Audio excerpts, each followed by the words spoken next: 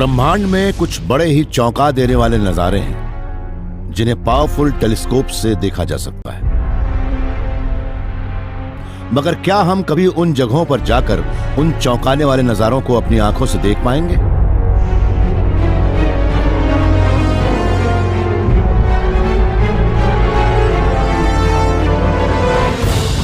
अब scientists warp drives बना रहे हैं और यह पता लगा रहे हैं कि वो किस तरह से हमारे ब्रह्मांड की फैब्रिक में दरार ढूंढकर वर्म होल्स को खोल सकते हैं।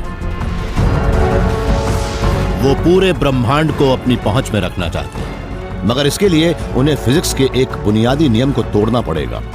क्या हम लाइट से ज्यादा तेज ट्रैवल कर सकते हैं?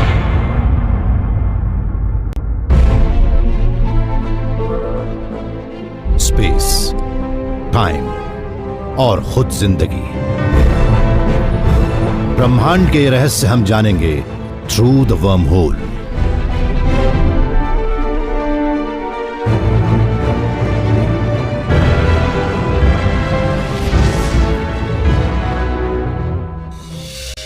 इंसान शुरू से ही तारों को देखता रहा है।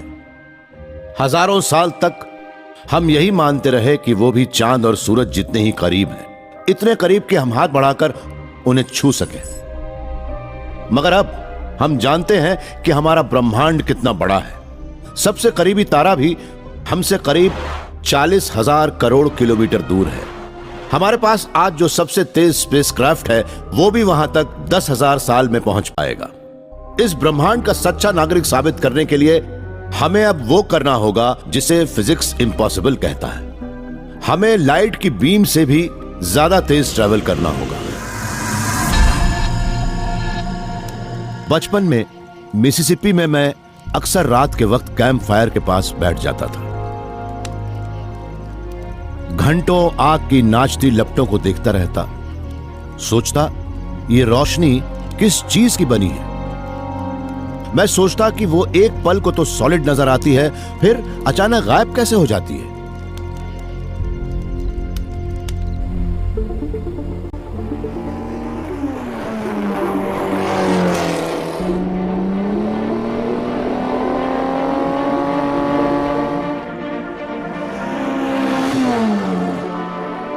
Sean Carroll California Institute of Technology में एक थियोरेटिकल फिजिसिस्ट है।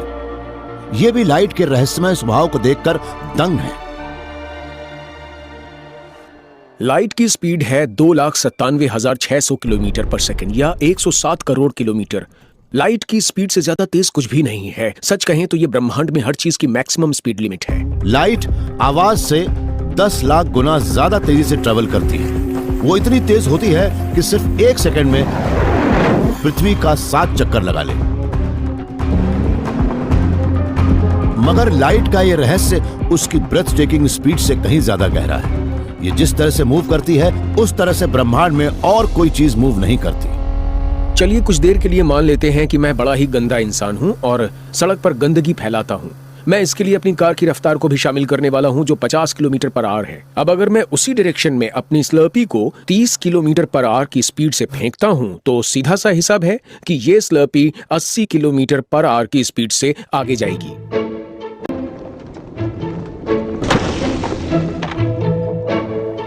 अगर मैं 50 किलोमीटर पर आवर की स्पीड से पीछे जाता हूं और स्लर्पी को 30 किलोमीटर की स्पीड से आगे फेंकता हूं तो सड़क पर खड़े किसी शख्स को लगेगा कि स्लर्पी 15 किलोमीटर पर आवर की स्पीड से पीछे जा रही है।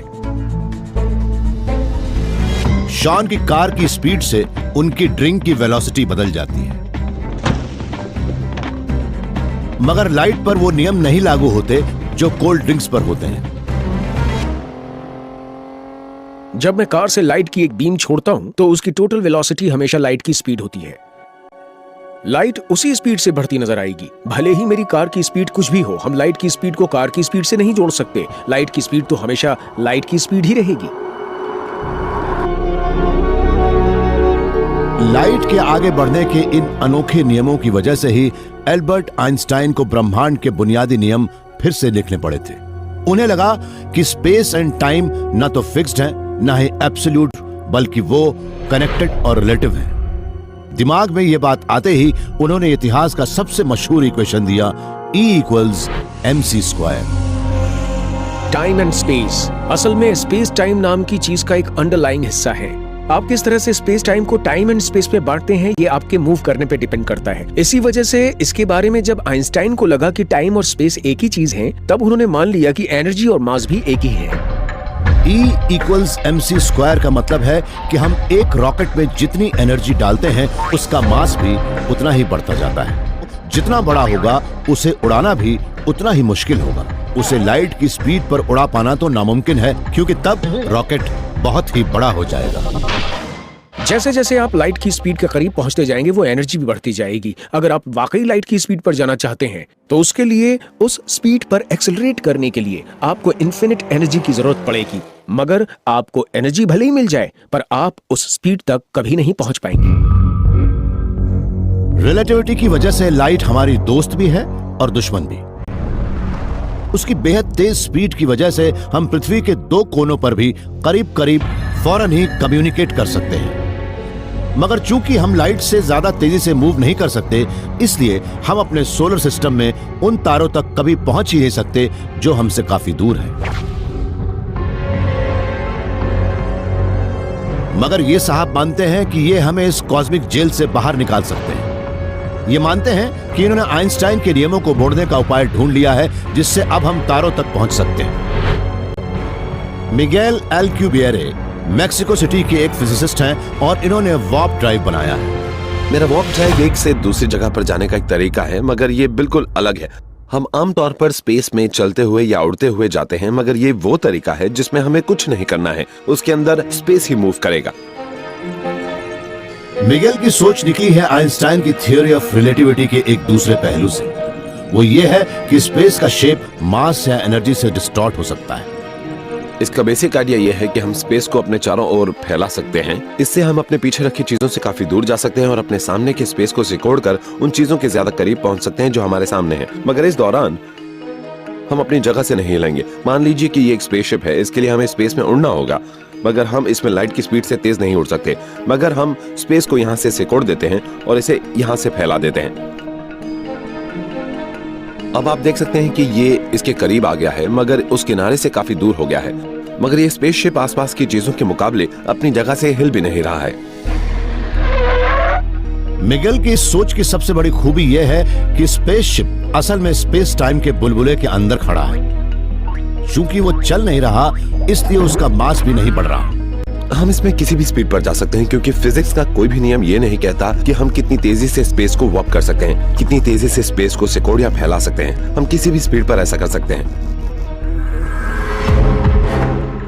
मिगेल का यह वार्प ड्राइव आइंस्टाइन की कॉस्मिक स्पीड लिमिट थ्योरी का ही अनोखा फैलाव है। मगर यह अभी भी सिर्फ एक ही है और इसमें एक बड़ी अहम चीज गायब है, एक एक्सोटिक सब्सटेंस जिसे नेगेटिव एनर्जी कहते हैं। वो चीज जिसके वजूद पर भी बहुत से साइंटिस्ट्स को यकीन नहीं है। मगर एक शख्स को नेगेटिव एनर्जी पर पूरा यकीन है। वो मानते हैं कि उन्होंने उसे अपनी लैब में भी बना लिया है।